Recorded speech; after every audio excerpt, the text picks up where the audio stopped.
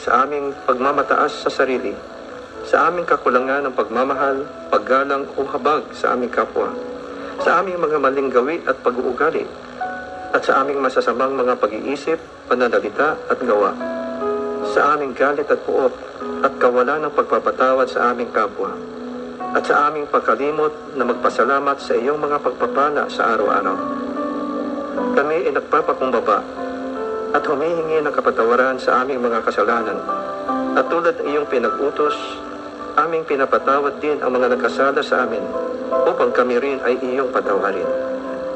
Kami nagpapatawad sa aming kapwa dahil din sa kami ay nagtitiwala na ikaw ang tagagawad sa amin ng tunay na katarungan sa iyong takdang panahon at paraan ayon sa iyong mga pangako. Pakalooban mo kami ng busilak na puso, O Diyos, at bigyan mo kami ng kalooban na matapat. Pagpalain mo kami na iyong karunungan at kalakasan sa araw-araw upang makapamuhay kami ng matuwid alinsunod sa iyong mga panuntunan.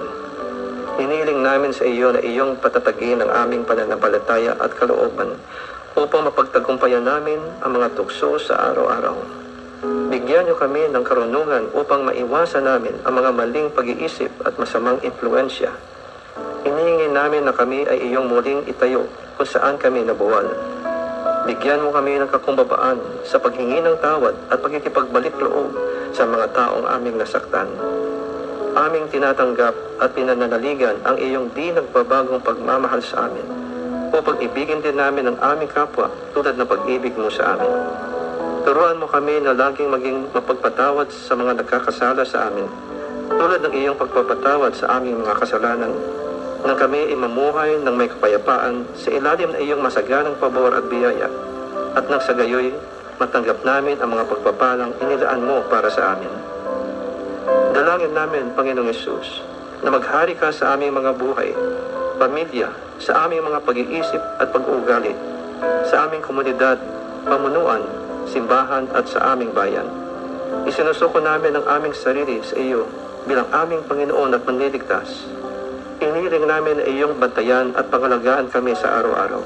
Ang aming pamilya, tahanan, negosyo, trabaho at paaralan, at iyong ilayo kami sa lahat ng kasamaan at kapahamakan. Naway kami ay iyong patatagin na kami ay lagi makasunod sa iyong kautusan at makalakad sa katuwiran at pag-ibig sa kapwa. Panginoon, kami ay nanunumbalik sa iyo. Naway akayan mo kami sa mga landas na matuwid, alang-alang sa iyong pangalan. Maraming salamat, Panginoon, sa iyong pagtugon sa aming mga dalangin na ito, sa pangalan ni Jesus. Amen.